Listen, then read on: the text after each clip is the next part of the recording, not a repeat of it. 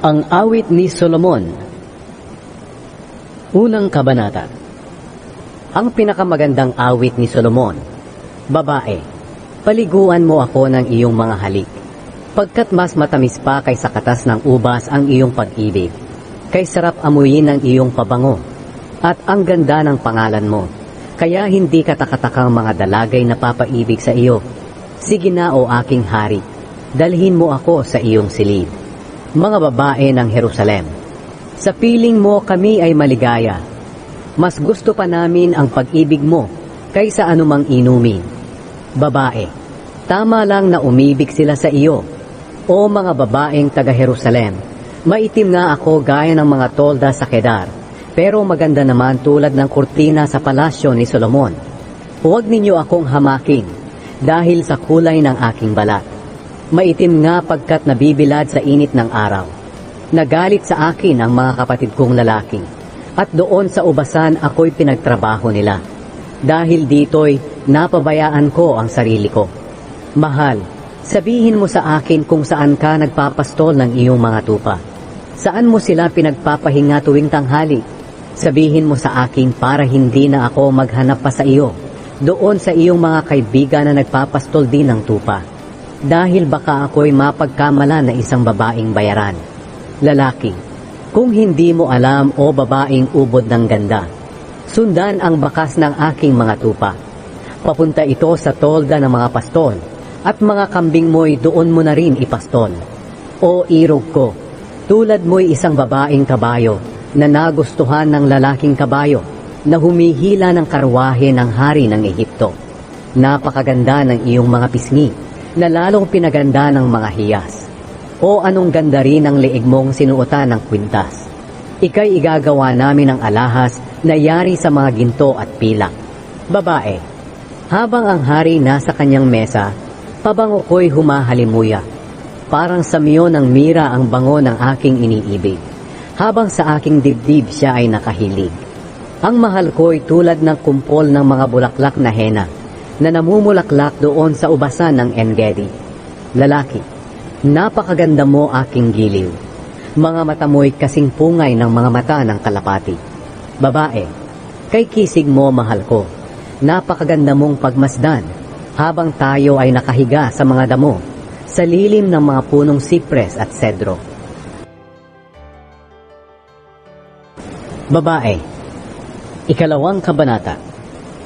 Ako'y isang bulaklak lamang ng Sharon, isang liryo sa lambak. Lalaki, kung ihahambing sa ibang kababaihan, ang irog ko'y tulad ng liryo sa gitna ng matinik na halamanan.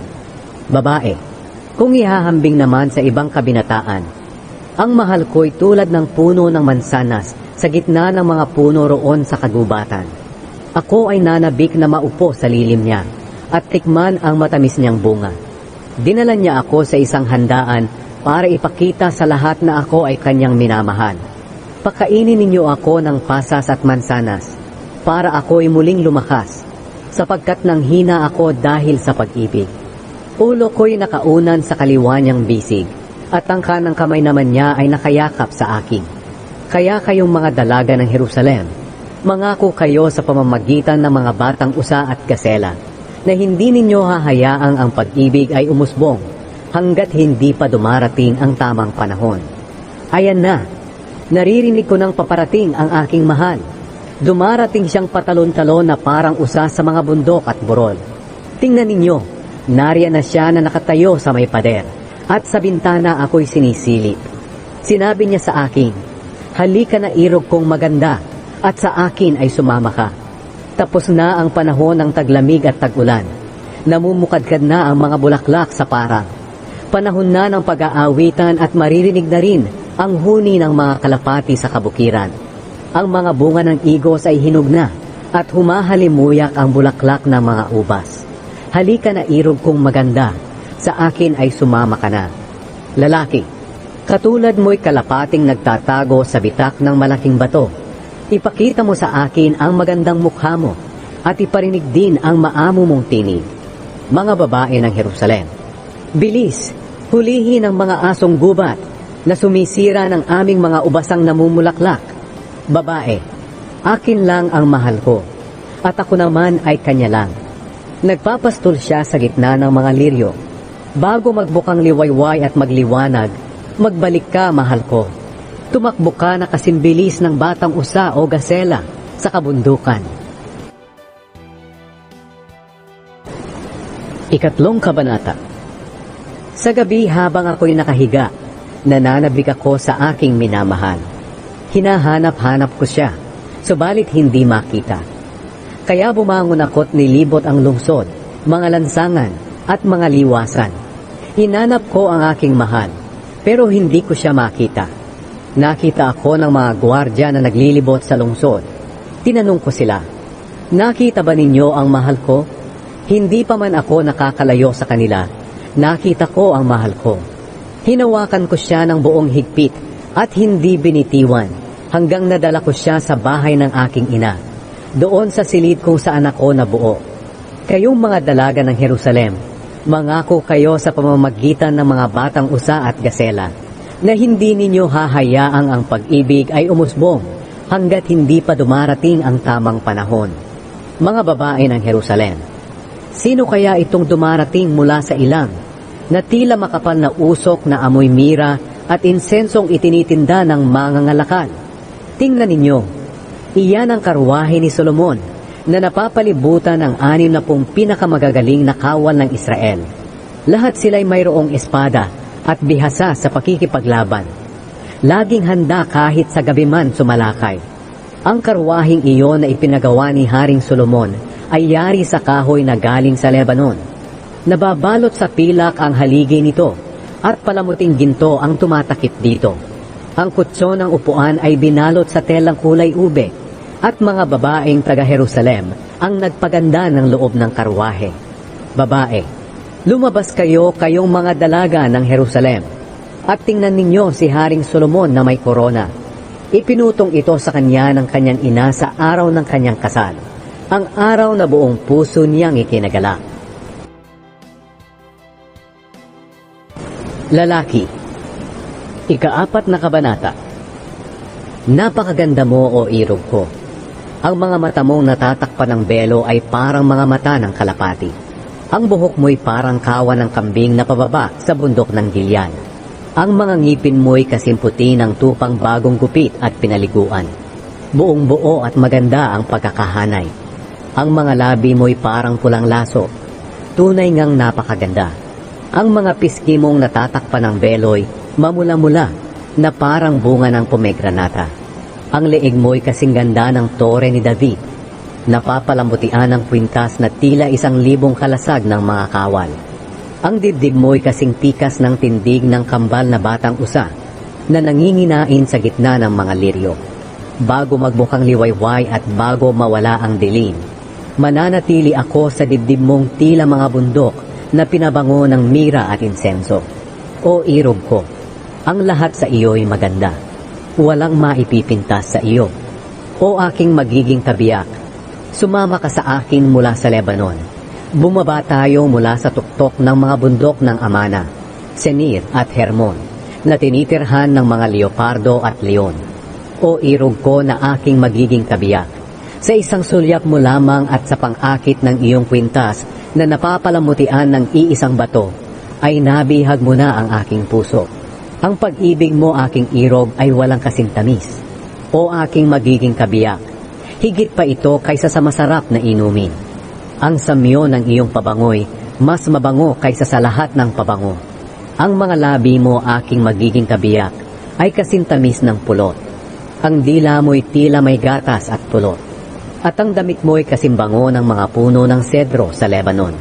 O irog ko, aking magiging kabiyak, tulad ka ng isang halamanan na may bukal at nababakuran. Ang mga puno'y namumunga ng pomegranata at iba pang mga piling bunga. Sagana ito sa halamang henna, nardo, saffron, kalamo at cinnamon. Maging ng iba't ibang klase ng insenso, mira, aloe at iba pang mamahaling pabango. Tulad ka ng isang hardin na may bukal na umaagos mula sa mga kabundukan ng Lebanon. Babae, kayong hanging amihan at habagat, umihip kayo sa aking hardin upang kumalat ang bango nito. Papuntahin ang aking mahal sa kanyang hardin upang kainin ang mga piling bunga nito. Lalaki. 5 kabanata. Nasa hardin ako ngayon, aking irog na magiging kabiyak ko. Nanguha ako ng mira at mga pabango. Kinain ko ang aking pulot at ininom ang aking alak at gatas.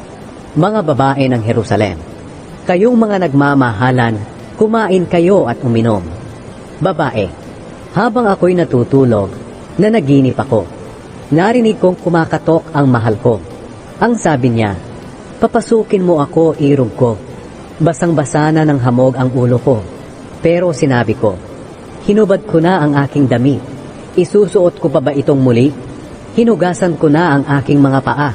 Dudumihan ko pa ba itong muli? Nang hawakan ng aking mahal ang susian ng pinto, biglang tumibok ng mabilis ang aking puso. Bumangon ako upang siya'y papasukin. At nang hawakan ko ang susian ng pinto, tumulo ang mira sa kamay ko. Binuksan ko ang pinto para sa aking mahal. Pero wala na siya. Hinanap ko siya pero hindi ko siya makita.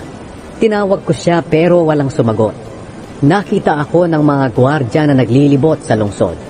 Pinalo nila ako at ako'y nasugatan. Kinuha pa nila ang aking damit. Kayong mga babae ng Jerusalem, mangako kayo sa akin. Kapag nakita ninyo ang aking mahal, sabihin ninyo sa kanyang nanghihina ako dahil sa pag-ibig. Mga babae ng Jerusalem, o babaeng pinakamaganda, ano bang mayroon sa iyong minamahal na wala sa iba? At kami ay iyong pinasusumpa pa. Siya ba'y talagang nakakahigit sa iba? Babae, ang aking mahal ay makisig at mamula-mula ang kutis. Nag-iisa lamang siya sa 10,000 lalaki. Mas mahal pa sa ginto ang kanyang ulo. Buhok niya'y medyo kulot at kasing itim ng uwa. Mga mata niya'y napakagandang pagmasdan, tulad ng mamahaling hiyas at tulad ng mata ng mga kalapati na kasing puti ng gatas sa tabi ng batis. Mga pisngi niya'y kasimbango ng harding puno ng halamang ginagawang pabango, at ang mga labi niya'y parang mga liryo na dinadaluyan ng mira. Mga bisig niya'y tila mahahabang bareta ng ginto na napapalamutian ng mamahaling bato. Katawa'y tila pangil ng elepante, makinang at napapalamutian ng mga batong sapiro. Mga paa niya'y tulad ng mga haliging marmol na nakatayo sa pundasyong ginto. Napakaganda niyang pagmasdan, tulad ng mga puno ng sedro sa Lebanon. Kay tamis halikan ang kanyang bibig. Tunay ngang siya'y kaakit-akit. O mga babae ng Jerusalem, siya ang aking mahal, ang aking iniibig. Mga babae ng Jerusalem, 6 na kabanata. O babaeng pinakamaganda, nasaan na ang iyong mahal? Saan siya nagpunta upang matulungan ka naming hanapin siya? Babae, ang aking mahal ay nagpunta sa hardin niyang puno ng halamang ginagawang pabango, upang magpastol doon at kumuha ng mga liryo. Ako'y sa aking mahal, at ang mahal ko naman ay sa akin lang. Nagpapastol siya sa gitna ng mga liryo. Lalaki, o napakaganda mo, irog ko. Kasing ganda ka ng lungsod ng Tirza, at kabigha-bighani gaya ng Jerusalem. Kamangha-mangha ka gaya ng mga kawan na may dalang mga bandila. Huwag mo akong titigan, dahil hindi ko ito matagalan. Ang buhok mo'y parang kawan ng kambing na pababa sa bundok ng Gilead. Ang mga ngipin mo'y kasimputi ng tupang bagong paligo. Buong buo at maganda ang pagkakahanay nito. Mamula-mula ang noo mong natatakpan ng belo, tulad ng bunga ng pomegranata. Kahit na ako'y may 60 asawang reyna, 80 asawang alipin, at hindi mabilang na mga dalaga, nag-iisa lang ang aking sinisinta. Tunay na maganda at walang kapintasan. Ang tanging anak na babae ng kanyang ina at pinakapaborito pa. Ang mga babaeng nakakakita sa kanya ay hindi mapigilang purihin siya, kahit na ang mga asawang reyna at asawang alipin ay humahanga sa kanya. Ang sabi nila, sino ba ito na kapag tiningnan ay parang bukang liwayway ang kagandahan? Kasing ganda siya ng buwan, nakakasilaw na parang araw, at nakakamangha tulad ng mga bituin. Pumunta ako sa taniman ng almendro para tingnan ang mga bagong tanim na sumibol sa may lamba, at para tingnan na rin kung umuusbong na ang mga ubas, at kung ang mga pomegranata ay namumulaklak na. Hindi ko na malayan, ako pala'y nandoon na sa maharlikang higaan kasama ang aking mahal. Mga babae ng Jerusalem, bumalik ka, dalagang taga-Shulam. Bumalik ka para makita ka namin. Lalaki, bakit gusto ninyong makita ang dalaga ng Shulam na sumasayaw sa gitna ng mga manonood? Ikapitong kabanata. O maharlikang babae, napakaganda ng mga paamong may sandalyas. Hugis ng iyong mga hitay parang mga alahas na gawa ng bihasa. Ang pusod mo'y kasimbilog ng tasang laging puno ng masarap na alak.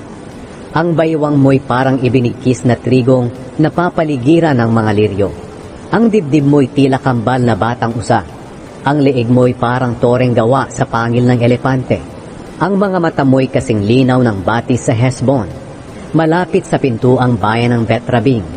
Ang ilong mo'y kasing ganda ng tore ng Lebanon na nakaharap sa Damasco. Ang ulo mo'y kasing ganda ng bundok ng Carmel. Ang buhok mo'y kasing kintab ng mga maharlikang kasuotan, at ang hari na bihag sa kagandahan nito.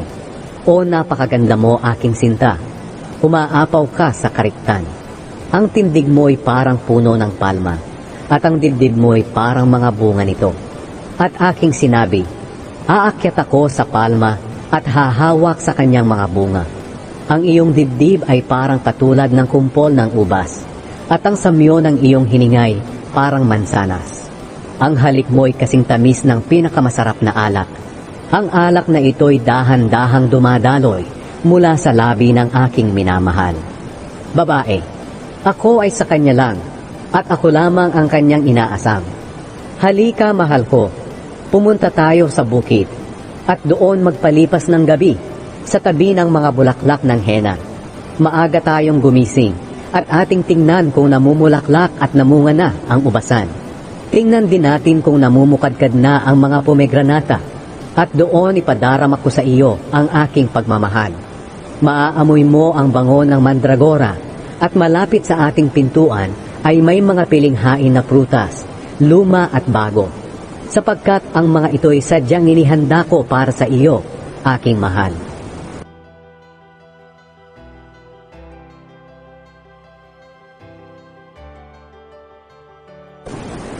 Ikawalong kabanata. Kung naging kapatid lamang sana kita, na pinasuso ng aking ina, hahalikan kita saan man tayo magkita, at hindi nila ako pag-iisipan ng masama. Dadalhin kita sa bahay ng aking ina, at doon ay tuturuan mo ako ng tungkol sa pag-ibig. Paiinumin kita ng mabangong alak na mula sa katas ng aking mga pomegranata. Ulo ko'y nakaunan sa kaliwa mong bisig, at ang kanang kamay mo naman ay nakayakap sa akin. Kayong mga babae ng Jerusalem, mangako kayo na hindi ninyo hahayaan na ang pag-ibig ay umusbong hanggat hindi pa dumarating ang tamang panahon. Mga babae ng Jerusalem, sino kaya itong dumarating mula sa ilang na nakahilig sa kanyang minamahal? Babae, ginising ko ang iyong damdamin doon sa ilalim ng puno ng mansanas kung saan ka isinilang. Iukit mo ang pangalan ko sa puso mo para patunayan na ako lamang ang mahal mo at ako lamang ang yayakapin ng mga bisig mo. Makapangyarihan ng pag-ibig gaya ng kamatayan. Maging ang pagnanasa ay hindi mapipigilan. Ang pag-ibig ay parang lumiliyab at lumalagablab na apoy. Kahit laksa-laksang tubig, hindi ito mapipigilan. Sino mang magtangkang bilhin ito kahit ng lahat niyang yaman, ay baka malagay lamang sa kahihiyan. Ang mga kapatid na lalaki ng babae. May kapatid kaming dalagita, at ang kanyang dibdib ay hindi pa nababakas. Anong gagawin namin sa araw na may manligaw na sa kanya? Birhen man siya o hindi, iingatan namin siya. Babae, ako'y birhen nga, at ang dibdib ko'y parang mga tore. Kaya nga ang aking mahal ay lubos na nasisiyahan sa akin. May ubasan si Solomon sa Baal Hamon na kanyang pinauupahan sa mga magsasaka roon. Bawat isa sa kanila'y nagbibigay sa kanya ng 1,000 piraso ng pilak bilang parte niya sa ubasan. Ikaw ang bahala, Solomon, Kung ang parte mo ay 1,000 piraso ng pila at ang parte ng mga magsasaka ay 200 piraso ng pila. Pero ako na ang bahala sa sarili kong ubasan.